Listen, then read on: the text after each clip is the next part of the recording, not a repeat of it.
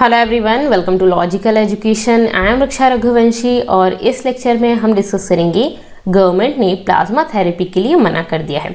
जो Covid patient हैं उनको अभी तक प्लाज्मा थेरेपी दी जा रही थी, उसके लिए मना कर दिया है। अब क्यों किया है उसको इस लेक्चर में डिस्कस करने वाले हैं। कौन कौन सी स्टडीज़ हैं, पहले तो प्लाज्मा क्या होता है, प्लाज्मा थेरेपी क्या होती है, कन्वलसेंट सेरा क्या होता है और थेराप्यूटिक प्लाज्मा एक्सचेंज क्या होता है, ये सब चीज़ें हम डिस्कस करेंगे।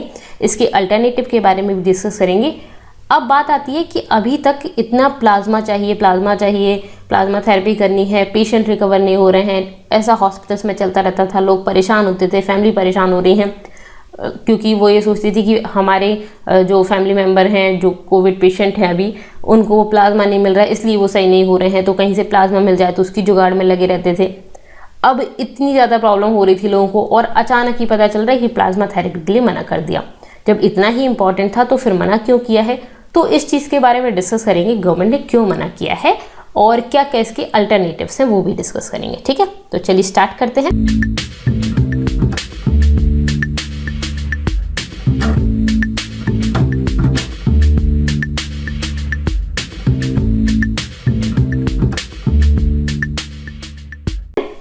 देखिए, ये न्यूज़ है हमारे सामने। Government removes plasma therapy as treatment for COVID patient among, मतलब जो कोविड-19 के अडल्ट्स जो थे बेसिकली उन्हीं में ही प्लाज्मा थेरेपी दी जा रही थी, तो उसके लिए अब गवर्नमेंट ने मना कर दिया है। क्यों किया है उसको जानने से पहले आपको ये पता होना चाहिए कि प्लाज्मा क्या होता है और प्लाज्मा थेरेपी क्या होती है। तो सबसे पहले तो प्लाज्मा पता होना चाहिए हमें। तो प्लाज्मा क्या होता है, देखिए हमारी बॉडी में ब्लड होता है, ठीक है। हमारी बॉडी में जो ब्लड होता है उस ब्लड में, जैसे मान लीजिए जितना भी ब्लड है, एक बूंद मान लेते हैं, ये 100% ब्लड मान लिया मैंने। 100% ब्लड में से 55% प्लाज्मा होता है। और ये कैसा होता है, ये येलो कलर का ये लिक्विड दिख रहा है आपको, वो प्लाज्मा होता है। मतलब कि पूरे ब्लड का 55% प्लाज्मा है। ओके, लिक्विड है, ब्लड जो येलो कलर है उस कलर का है, ठीक है, ब्लड में। ओके, बाकी ब्लड में क्या होता है, बाकी ब्लड में होती है रेड ब्लड सेल्स और white blood cells. Red blood cells ये जो आपको दिखाई दे रही है ये रेड ब्लड सेल्स हैं, ये 41% होती हैं। तो ब्लड का 55% प्लाज्मा है, 41% रेड ब्लड सेल्स है और बाकी होते हैं वाइट ब्लड सेल्स। ये कितनी होती है, 4% होती हैं। जैसे आपको दिख रहा है ये वाइट कलर की, ये सारी वाइट ब्लड सेल्स हैं। लिम्फोसाइट, बेसोफिल, ठीक है, ये सभी मोनोसाइट, ये सारी की सारी क्या है, वाइट ब्लड सेल्स हैं। और जो थोड़ा सा बचा हुआ पार्ट है वो होता है प्लेटलेट्स, ठीक है, प्लेटलेट्स है ना, 0.01, ठीक है। तो ये इतनी कम प्लेटलेट्स होती हैं। तो ब्लड में हमारा क्या हो गया, प्लाज्मा हो गया, 55% लिक्विड होता है। ओके, उसके बाद रेड ब्लड सेल होती है, वाइट ब्लड सेल होती है, प्लेटलेट्स होती है, ठीक है। ये होती है हमारे ब्लड में चीज़ें। क्लियर हो गया। ओके, अब ये जो वाइट ब्लड सेल हैं उनका काम क्या होता है, ये इम्यूनिटी बनाने में काम करती हैं वाइट ब्लड सेल्स, ये आपको पता होना चाहिए। तो अगर मैं अपने ब्लड को एक बॉटल में रख दूँ, ठीक है, तो बॉटल में रखने के बाद क्या होगा, आपको ये चीज़ पता है, जिसका ज़्यादा वेट होता है वो नीचे चली जाती है, जिसका कम होता है वो ऊपर चली जाती है। लेकिन ब्लड तो पूरा हमें एक जैसे ही दिखाई देता है, तो इतना कम और ज़्यादा भी ब्लड में से अलग नहीं हो पाता। इसको अलग करने के लिए हम एक टेक्निक यूज़ करते हैं जिसको बोलते हैं सेंट्रीफ्यूग, ठीक है। जैसे आप मिक्सर चलाते हो ना, मिक्सर चलाने में जो चीज़ हल्की है ये ऊपर आ जाती है, ठीक है, दूर दूर चला जाता है। मिक्सर चलाने का देखा होगा आपने, ठीक है। तो सेंट्रीफ्यूग टेक्निक से अगर मैं एक बॉटल में इसको इनके वेट के अकॉर्डिंग भरूं, तो ये रेड ब्लड सेल सबसे नीचे 41%, उसके बाद वाइट ब्लड सेल्स और प्लेटलेट्स 4% और प्लाज्मा 55%, ठीक है। अगर मैं प्लाज्मा और रेड ब्लड सेल को काउंट करूं तो ये करीब, और वाइट ब्लड सेल तो 99% पहुंच जाएगा। तो थोड़ा सा ही जो पार्ट बचेगा वो प्लेटलेट्स का होगा, ठीक है। तो प्लाज्मा सबसे ज़्यादा होता है। यहाँ पे आपने इस बॉटल में भर दिया तो ये जो येलो कलर का पार्ट आपको दिखाई दे रहा है ये प्लाज्मा है, ठीक है। सबसे ज़्यादा पार्ट जो है वो प्लाज्मा है। और प्लाज्मा में सबसे ज़्यादा चीज़ क्या होती है, पानी होता है, वाटर होता है। प्लाज्मा का जो 55% है उसमें से 95% वाटर ही होता है, ठीक है। ओके, बाकी प्रोटीन्स होते हैं। और वाइट ब्लड सेल ये आपको दिख रहा है, ये वाइट ब्लड सेल्स और प्लेटलेट्स हैं, और बाकी रेड ब्लड सेल्स होते हैं 41%, ठीक है। ये हो गया हमारा plasma, red blood cell, white blood cell और प्लेटलेट्स, ये ब्लड में है। अब जो प्लाज्मा है उसका काम क्या है, ये जो अपने पढ़ा उसी को देख लेते हैं। तो ब्लड प्लाज्मा जो होता है वो येलो कलर का होता है, ये तो आपको पता चल गया, लिक्विड होता है, येलोइश लिक्विड कंपोनेंट होता है ब्लड का, ठीक है। जो क्या करता है, that holds blood cells of whole blood in suspension, ठीक है, जो ब्लड सेल को होल्ड करता है और ये जो लिक्विड पार्ट होता है, एक लिक्विड पार्ट है ये, जो क्या करता है, carries cells and proteins throughout the body, ठीक है। तो जो प्रोटीन है उनको पूरी बॉडी में लेके जाता है। अब ब्लड का कितना परसेंट होता है, 55% होता है। ये सब चीज़ें हम ऑलरेडी इमेज में पढ़ चुके हैं। टोटल ब्लड का 55% है। इस 55% में से 95% जो होता है वो वाटर होता है, ठीक है। और बाकी क्या होता है, बाकी कुछ इंपॉर्टेंट डिजॉल्व प्रोटीन्स होते हैं, 6 to 8%, वेरी, मतलब आप समझ सकते हैं 95 वाटर हो गया तो 5%, तो अप्रोक्स 95 आप मान लें, और बाकी 6 to 8% जो है वो प्रोटीन्स हैं।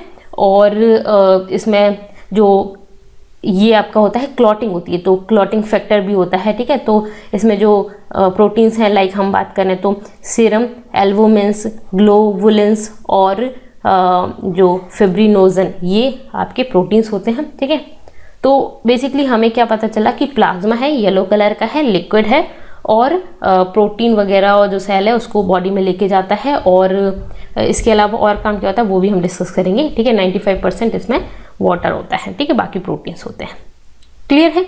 ओके। अब इसके मेन काम क्या है, तो 2 मेन काम है। एक तो ब्लड की क्लॉटिंग करता है, ठीक है, help induce clotting and control bleeding. जैसे आपको चोट लगती है, चोट लगने के बाद ब्लड निकलता है, ठीक है। तो ब्लड के निकलने के बाद कुछ देर बाद आप देखते हो कि वहाँ पे एक पपड़ी जम जाती है और ब्लड निकलना बंद हो जाता है। अगर हम कुछ नहीं करें तो भी ये चीज़ होती है। तो हमारी बॉडी में क्या होता है कि कुछ ब्लड निकलने के बाद अपने आप उसमें थक्का जम जाता है ब्लड का, ब्लड क्लॉट हो जाता है, ठीक है। ये ब्लड क्लॉटिंग होना बहुत इंपॉर्टेंट है। और क्यों इंपॉर्टेंट है, क्योंकि नहीं तो फिर ब्लड पूरी तरह से निकलता जाएगा और पर्सन मर जाएगा, ठीक है। तो ब्लड क्लॉट होना जरूरी है। तो ये काम किसका है, ये प्लाज्मा का ही काम है कि ब्लड क्लॉटिंग करना, ठीक है, ब्लड का थक्का जमना, ओके। और कंट्रोल करता है ब्लीडिंग को, ब्लीडिंग जो होती रहती है उसको कंट्रोल करता है, ठीक है। इसके अलावा जो कार्बन डाइऑक्साइड है उसको ये plasma being the main medium of excretory product transportation, तो जो कार्बन डाइऑक्साइड है उसको भी लेके जाता है ये, ठीक है। जैसे आपका ब्लड है, ब्लड में जो हीमोग्लोबिन है वो ऑक्सीजन को लेके जाता है, ठीक है, हार्ट तक, और जो कार्बन डाइऑक्साइड निकल गई उसमें से कुछ कार्बन डाइऑक्साइड को प्लाज्मा भी लेके जाता है, ठीक है। पूरी नहीं, करीब 25% जो कार्बन डाइऑक्साइड है उसको प्लाज्मा लेके जाता है। तो ये काम है प्लाज्मा का, ठीक है। Blood clotting very very important. और वाइट ब्लड सेल्स आपके क्या करते हैं, तो ये इम्यूनिटी बनाते हैं। अब इम्यूनिटी क्या होती है वो भी हम डिस्कस करेंगे। इसके बाद क्या आप प्लाज्मा किसी को डोनेट कर सकते हो, तो हाँ आप डोनेट कर सकते हो, कोई दिक्कत नहीं होती। आप पूरा का पूरा ब्लड जैसे डोनेट करते हो तो उसमें प्लाज्मा चला जाता है, या आप सेपरेटली भी प्लाज्मा डोनेट कर सकते हो, ठीक है। तो आप पूरा होल ब्लड डोनेशन करोगे तो उसमें भी प्लाज्मा डोनेट हो जाता है। दूसरा एक तरीका है कि आप प्लाज्मा को अकेला भी डोनेट कर सकते हो, किसी को ब्लड की जरूरत नहीं, सिर्फ प्लाज्मा की जरूरत है, तो प्लाज्मा एक सेपरेट डोनेट किया जाता है। वो किस तरह से किया जाता है, एम्फ्रेसिस प्रोसेस होती है उसके थ्रू किया जाता है। इस प्रोसेस को मैं अभी थोड़ा डिटेल में बताऊंगी। इस प्रोसेस में क्या होता है, आपका ब्लड लिया जाता है, ब्लड में से प्लाज्मा अलग किया जाता है, सेपरेट होता है सेपरेटर से, और सेपरेट होने के बाद प्लाज्मा दूसरे पर्सन की बॉडी में चला जाता है और आपकी बॉडी में आपका ब्लड वापस डाल दिया जाता है, ठीक है, ओके। तो इस तरह से कर सकते हैं। और हम कितनी बार ब्लड डोनेट कर सकते हैं, तो 1 मंथ में 1 बार कर सकते हैं, ठीक है। और इस तरह से आप ईयर में 12 बार ब्लड डोनेट कर सकते हो, तो उसमें प्लाज्मा भी डोनेट कर सकते हो, कोई दिक्कत नहीं होती, ओके, ठीक है। अब जानते हैं कि ये प्लाज्मा हो गया, क्या हो गया ये तो हमने समझ लिया। अब कोविड-19 पेशेंट को प्लाज्मा थेरेपी दी जा रही थी, वो क्या होती है, तो व्हाट इज कन्वलेसेंट प्लाज्मा थेरेपी, ये क्या होती है। पहली बात तो कन्वलेसेंट सेरा क्या होता है ये हमें पता होना चाहिए। Convalescent sera of people who recovered from COVID infection recently has injected to COVID-19 patient। इस चीज़ को समझते हैं क्या होता है ये। देखिए, जो कन्वलेसेंट सेरा होता है वो उस पर्सन का प्लाज्मा होता है जो पर्सन अभी अभी कोविड से रिकवर हुआ है, ठीक है, वो पर्सन अभी अभी कोविड से रिकवर हुआ है। और द सीरम ऑफ कोविड-19 क्योर्ड पर्सन, जो क्योर हुआ है, will have virus neutralizing antibodies which will act as a passive antibody therapy, जो पैसिव एंटीबॉडी थेरेपी की तरह काम करती है।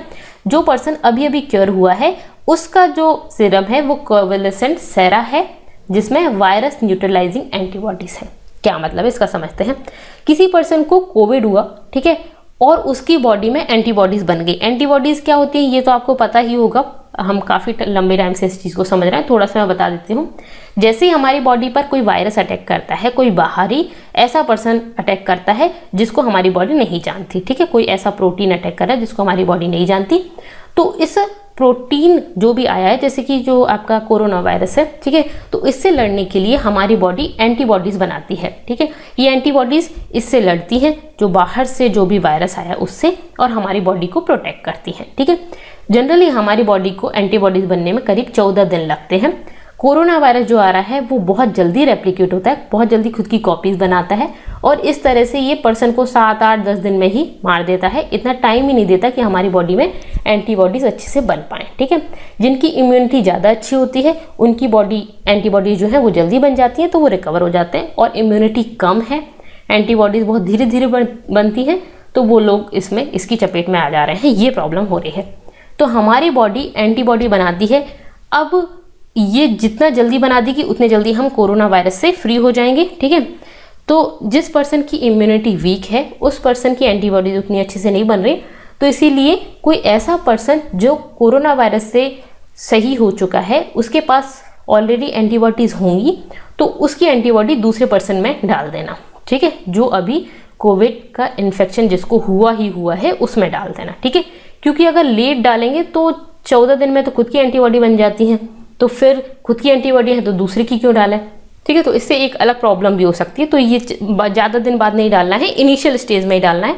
मैक्सिमम जब आपको पता चलता है कि इन्फेक्शन हुआ है उसके 10 दिन, मतलब उसके 7 दिन बाद डाल देना है। तो इन्फेक्शन का हमें पता चलता है करीब 2-3 दिन बाद ही, तो 7 दिन और मान लो तो 10 दिन के करीब करीब आपको उस पर्सन के अंदर ये जो है प्लाज्मा थेरेपी वो कर देनी है, नहीं तो फिर नहीं करनी, क्योंकि अगर उससे लेट करेंगे तो अपनी खुद की एंटीबॉडीज बन जाती हैं, ठीक है। तो ये होता है कन्वलेसेंट सेरा, जो दूसरे पर्सन का डाला जाता है, जो कोविड क्योर पर्सन है उसका, ठीक है। ओके, अब कैसे कलेक्ट करते हैं उसका प्लाज्मा, कैसे कलेक्ट करेंगे आप? तो जैसे ब्लड कलेक्ट करते हैं ना उसी तरह से कलेक्ट होता है। देखिए, तो 2 तरीके से कलेक्ट होता है। एक तो रूटीन ब्लड विड्रॉ करते हैं, जैसे हम ब्लड लेते हैं किसी पर्सन का, उस ब्लड को लेने के बाद फिर साइंटिफिक टेक्निक अप्लाई करते हैं, जिससे क्या करते हैं प्लाज्मा को अलग कर देते हैं। मिक्सर की तरह ही एक मशीन होती है जिसमें प्लाज्मा अलग हो जाता है और रेड ब्लड सेल और वाइट ब्लड सेल अलग हो जाते हैं। उसके बाद we can collect 180 ml to 220 ml of convalescent sera and we can store it in -60 degree Celsius for 1 year के लिए हम इसको स्टोर कर सकते हैं -60 डिग्री सेल्सियस पर। और कितना 180 ml और 2 से 220 ml हम जो आपका है ये कन्वलेसेंट सेरा इसको ले लेते हैं, और फिर उसके बाद इसको स्टोर कर लेते हैं, 1 ईयर तक स्टोर कर सकते हैं। तो हमने क्या किया, सिंपल सी बात है कि ब्लड लिया, ब्लड लेने के बाद हमने साइंटिफिक टेक्निक उस पर अप्लाई की और उस तरह से प्लाज्मा को अलग कर दिया, ठीक है।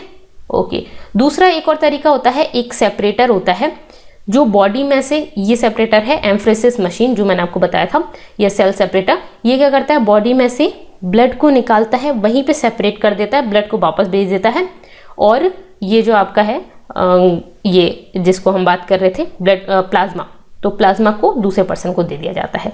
तो इस तरह से we can collect even 600 ml of convalescent sera at one time and safely store it a year, ठीक है। तो ये एक ही बात है। तो आप इस तरह से एक बार में ब्लड निकाल रहे हो इतना निकाल सकते हो, ब्लड एक पर्सन का कितना निकालेंगे तो उस हिसाब से आप कलेक्ट कर सकते हो, और यहाँ से आप जो कन्वलेसेंट सेरा है वो निकाल लोगे, ठीक है। तो 2 टेक्निक हो गई, एक तो ये वाली आपको दिखाई दे रही है, ये जो मशीन है ये आपको देखिए चल रही है, ये मशीन से आप कर सकते हैं, सेंट्रीफ्यूज मशीन है ये। ओके, तो इस तरह से कर सकते हैं। दूसरा क्या है, ये आपको जो दिखाई दे रही है ये प्रोसेस, इसमें क्या किया, किसी पर्सन का ब्लड आया, ठीक है, ब्लड पंप से यहाँ पे ब्लड कलेक्ट हो गया, यहाँ पे प्लाज्मा सेपरेटर है जो कि प्लाज्मा को सेपरेट कर देगा। प्लाज्मा सेपरेट होने के बाद ये देखिए, ये प्लाज्मा हम यहाँ लेके चले गए और ये बाकी का ब्लड उस पर्सन की बॉडी में वापस पहुँच गया, ठीक है। तो ये एक तरीका है कि प्लाज्मा सेपरेट करके उस पर्सन की बॉडी में वापस से ब्लड पहुंचा दो। और यहाँ पे प्लाज्मा सेपरेट होने के बाद इसको पंप करके ये जो वेस्ट निकला है इसमें से जो खराब है उसको अलग कर दिया, ठीक है, और यहाँ पे बाकी का रख लिया। तो बेसिकली ये है कि प्लाज्मा आपने इस तरह से निकाल लिया, ठीक है। तो ये होता है, और ये एक दो तरीके देख लिए हमने, ठीक है। ओके, पूरा ब्लड निकाल के फिर ब्लड में से प्लाज्मा हटा दो, वापस ब्लड उसकी बॉडी में डालना है नहीं डालना वो अलग बात है। इसमें ब्लड वापस चला गया और प्लाज्मा हमने अलग निकाल लिया। ओके, अब बात करते हैं रिवाइज्ड क्लिनिकल गाइडलाइंस की। देखिए, अभी तक आपने देखा कि किस तरह से प्लाज्मा क्या होता है, प्लाज्मा थेरेपी किस तरह से दी जाती है और किस तरह से प्लाज्मा किसी पर्सन की बॉडी में से हटाया जाता है, दूसरे की बॉडी में डाला जाता है। तो अभी तक प्लाज्मा थेरेपी दी जा रही थी कोविड पेशेंट्स को, जिसको अब गवर्नमेंट ने मना कर दिया है। तो गवर्नमेंट ने रिमूव कर दिया है, इवन एज एन ऑफ लेवल ट्रीटमेंट भी मना कर दिया है इसका। अभी तक भी जो दी जा रहा था वो ऑफ लेवल यूज़ के लिए बोला गया था, कन्वलेसेंट प्लाज्मा थेरेपी का। अब इसको मना कर दिया गया है। ये कब दिया जाता था कोविड-19 पेशेंट को, कब दिया जाता था? अर्ली स्टेज में दिया जाता था, अर्ली टू मॉडरेट स्टेज में। जब आपकी सिम्टम्स आ रहे हैं उसके 7 दिन के अंदर अंदर आपको दे देना है, ठीक है। तो इतने टाइम तक अगर दे दिया है प्लाज्मा तो देना है, नहीं तो फिर नहीं देना है। वो मैं आपको बता ही चुकी हूँ क्यों नहीं देना है, ठीक है। उसके बाद if there is availability of high titre donor plasma, और ये तभी देनी है जब जिस पर्सन का प्लाज्मा दे रहे हो ना उसमें एंटीबॉडीज़ काफ़ी स्ट्रॉन्ग हो, ठीक है, काफ़ी अच्छी एंटीबॉडीज़ हों, उसकी अच्छे से बन गई हो। इसका कुछ मेज़र नहीं दिया है गवर्नमेंट ने, लेकिन ये था कि जिसकी एंटीबॉडीज़ काफ़ी अच्छी हैं। कुछ ऐसे केसेस भी आए कि एंटीबॉडीज़ बहुत ज़्यादा है, किसी के में कम है, तो एंटीबॉडीज़ बहुत ज़्यादा अच्छी है उसी का ही देना है, ठीक है। तो ये है बेसिकली कन्वलेसेंट प्लाज्मा थेरेपी जो दे रहे थे उसमें। अब इसको मना कर दिया है। उसको मना करने के रीजंस डिस्कस करेंगे। ये जो रिपोर्ट जो गाइडलाइंस आती है ना वो कौन प्रिपेयर करता है? तो कोविड-19 जो ट्रीटमेंट प्रोटोकॉल जो होता है वो प्रिपेयर किया जाता है कंसल्ट करके with Indian council of medical research, ठीक है। जो इंडियन काउंसिल ICMR है, Indian council of medical research, ये इसकी जो गाइडलाइंस आती हैं, ये जो सजेस्ट करते हैं उसके हिसाब से इनसे कंसल्ट करके गाइडलाइन निकाली जाती है, ठीक है। ओके, अब देखिए इसके 2 रीजंस हैं। एक तो जो स्टडीज़ की गई हैं उसमें पता चला है कि ये जो थेरेपी है वो ज़्यादा कुछ कारगर है नहीं, ठीक है, उसके कुछ खास इफ़ेक्ट्स या बेनिफिट्स हमें नहीं मिल रहे हैं।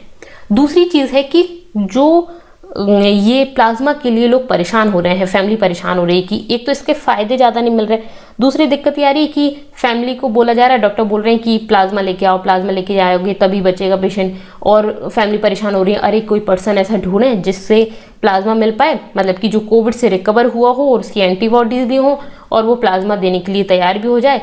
तो फैमिली परेशान हो रही है, अननेसेसरी बर्डन आ रहा है लोगों पर, ठीक है, और कुछ खास फ़ायदा दिखाई नहीं दे रहा, ठीक है। अब खास फ़ायदा दिखाई नहीं दे रहा तो फिर गवर्नमेंट ने क्यों इसको अभी तक अलाउ कर रखा था? तो नहीं करना चाहिए था। तो ऐसा नहीं है। देखिए, अभी कोविड आया था और पूरे के पूरे देश में और इवन पूरी दुनिया में ही किसी को भी नहीं पता था कि कोविड का इलाज कैसे करना है। तो इस टाइम पे ना हिट एंड ट्रायल मेथड चलते हैं कि ये करके देख लेते हैं, इससे शायद सही हो जाए, क्योंकि हमारे सामने कोई ऑप्शन नहीं रहता। डॉक्टर्स को भी एकदम से तो पता नहीं चल जाएगा, तो उनके भी सामने कोई ऑप्शन नहीं रहता, तो वो भी ट्राई करके देखते हैं कि ये करके देखते हैं, हो सकता है इससे सही हो जाए, हो सकता है इससे सही हो जाए।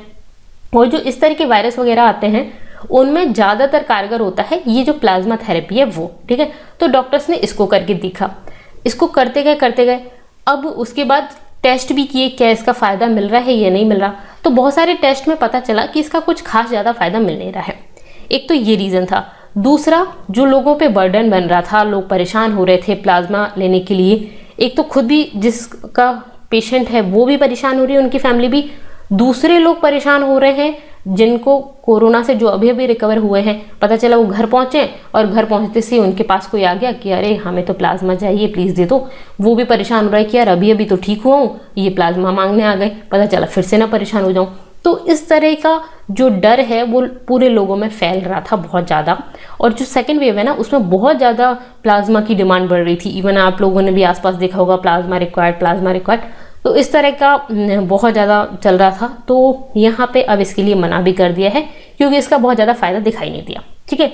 तो अब मैं आपके सामने 3 रिपोर्ट्स बताऊंगी, जो 3 रिपोर्ट ये बताती हैं कि इसका कुछ खास फ़ायदा नहीं है, ठीक है। तो पहली रिपोर्ट है जो अभी रिसेंट रिपोर्ट ही है 14 मई को ये पब्लिश हुई है द लैंसेट में। ये लैंसेट क्या है? ब्रिटिश मेडिकल जर्नल है, ये मैं आपको बता चुकी हूँ, ठीक है। तो इस पब्लिकेशन में पब्लिश हुई है, जिसमें क्या हुआ था, इसमें ट्रायल किया गया था। ये इस रिपोर्ट में ऐसा दिया गया है कि कुछ पेशेंट्स पे ट्रायल किया गया था। ये कितने पेशेंट थे? 5000 पेशेंट थे, ठीक है, जिनका ट्रीटमेंट किया गया था यूके में। उनमें ये जो आपका कोवलेसेंट सेरा है, मतलब कि ये जो आपका प्लाज्मा थेरेपी है वो दी गई थी, और उसमें देखा गया कि कोई बेनिफिट खास मिला नहीं, ठीक है, ठीक है। इम्प्रूवमेंट कुछ खास मिला नहीं, मतलब जैसा नॉर्मल अगर ट्रीटमेंट करते तो वैसा इम्प्रूवमेंट मिलता, वैसा ही इनमें मिला, ठीक है। दूसरी चीज़, दूसरी स्टडी भी की गई, कहाँ पे? अर्जेंटीना में, जिसको पब्लिश किया गया new England journal of medicine में। ये फरवरी में किया गया था। इस रिपोर्ट में देखा गया था कि जो पेशेंट्स थे 65 टू 74 ईयर्स के, मतलब कि जो काफ़ी जिनकी 65 से ऊपर एज थी, उन लोगों पे देखा गया था, और उनमें बेनिफिट्स देखे गए कि in the elderly when CPT was administered within 72 hours of the onset of symptoms, मतलब जैसे ही सिम्टम्स आए उसके 72 आवर्स में ही इनको अगर CPT दिया जाए, ये थेरेपी दी जाए, तो इनमें थोड़े बहुत बेनिफिट्स इनको दिखाई दिए, ठीक है। तो यहाँ पे तो देख रहे हैं कि कुछ ऐसा कुछ खास बेनिफिट नहीं दिखे, और यहाँ पे बोल रहे हैं कि थोड़े बहुत बेनिफिट दिखाई दे रहे हैं।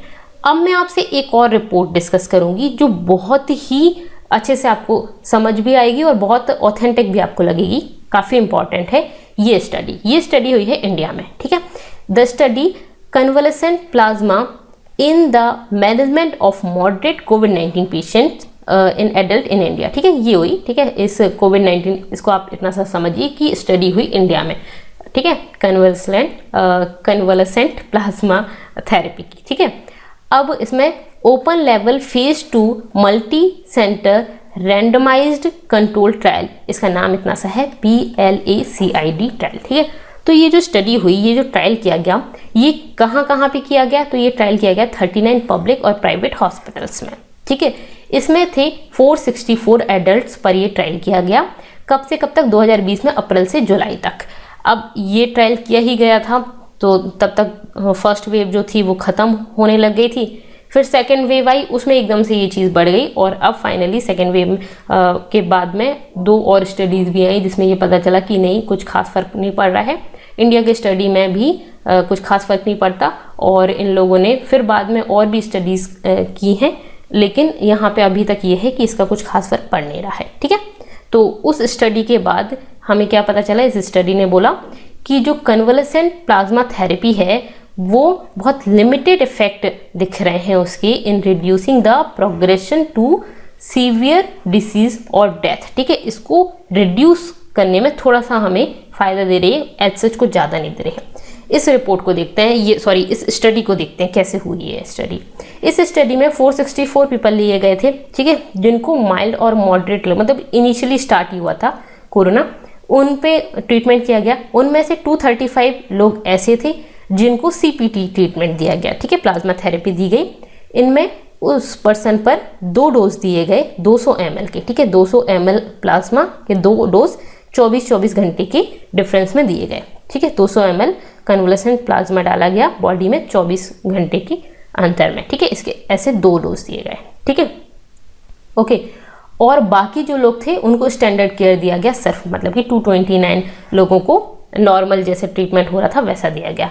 ऐसा करा गया 28 डेज तक। 28 डेज के बाद जो रिजल्ट देखिए उसमें देखिए कि मतलब इस तरह का ट्रीटमेंट 28 दिन चला, ठीक है। उस ट्रीटमेंट में जो हमने रिजल्ट्स देखे, इन 235 लोगों में से 44 पेशेंट ऐसे थे जो सीवियर डिसीज जिनमें हुई, मतलब जो मीडियम से लेके फिर जो आगे गए जिनमें डिसीज बढ़ी, बाकी रिकवर हो गए, ठीक है।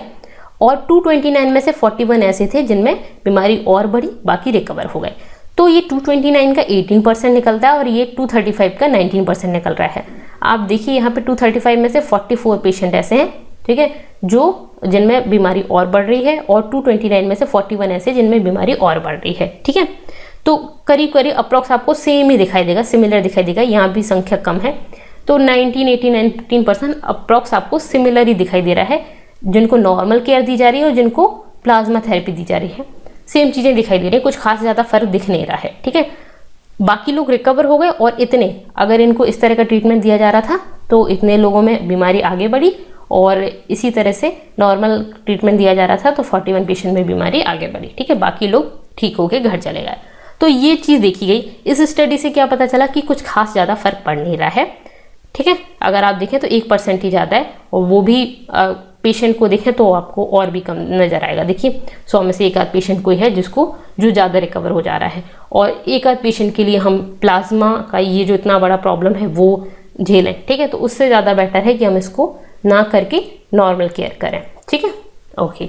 अब इसके अलावा एक और चीज़ भी है कि क्या इसका कोई बेटर मॉडल हमारे पास है, इसकी जगह कोई और बेटर ऑप्शन हमारे पास है। तो यहाँ पे इन्होंने सजेस्ट किया है कि एक चीज़ और भी है, ऐसा कर सकते हैं।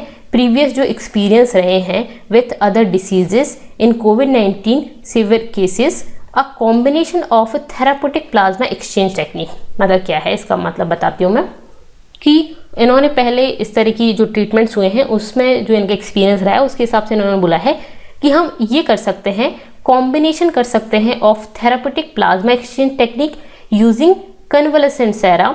इससे क्या होगा, will reduce the cytokine storm. ये मैंने आपको एक लास्ट वीडियो में बताया भी था मेरे में, उसको मैं अभी भी बता देती हूँ, विच विल हेल्प रिकवरी। ठीक है, हम ये कर सकते हैं। पहले तो इसको समझते हैं कॉम्बिनेशन क्या है, थेराप्यूटिक प्लाज्मा एक्सचेंज क्या है उसको समझते हैं।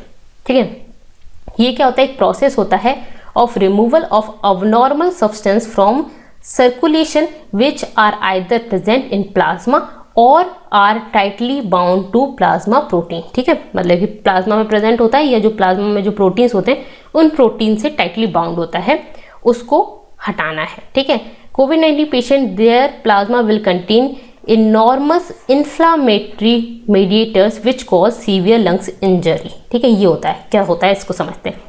ये मैंने आपको थोड़ी देर पहले इस तरह का इमेज बताया था, सेम वही है कि प्लाज्मा जिस पर्सन को कोविड है, ये दूसरे पर्सन का डाल नहीं रहे, प्लाज्मा ले नहीं रहे हैं, जिस पर्सन को कोविड है उस पर्सन का ब्लड निकाला और ब्लड का हम क्या कर रहे हैं, उसको प्यूरिफाई कर रहे हैं। सिंपल सी चीज़ है, ब्लड को प्यूरिफाई कर रहे हैं और जो वेस्ट है उसको हटा दे रहे हैं और बाकी उसको वापस डाल दे रहे हैं। ब्लड को प्यूरिफाई कर रहे हैं यहाँ पे। ठीक है, तो ये काम है। उसमें क्या कर रहे थे, ब्लड को निकाल के दूसरे पर्सन में प्लाज्मा डाल रहे थे। वो उस पर्सन का हो रहा था जो कोविड से रिकवर हो चुका है, ये उसी पर्सन का है जिसको कोविड है, उसकी ब्लड को प्यूरिफाई कर रहे हैं यहाँ पे। ठीक है, तो ये है थेराप्यूटिक प्लाज्मा एक्सचेंज। अब प्लाज्मा तो आप डाल ही रहे हो दूसरे पर्सन का, उसके साथ में ये प्रोसेस और करनी है आपको।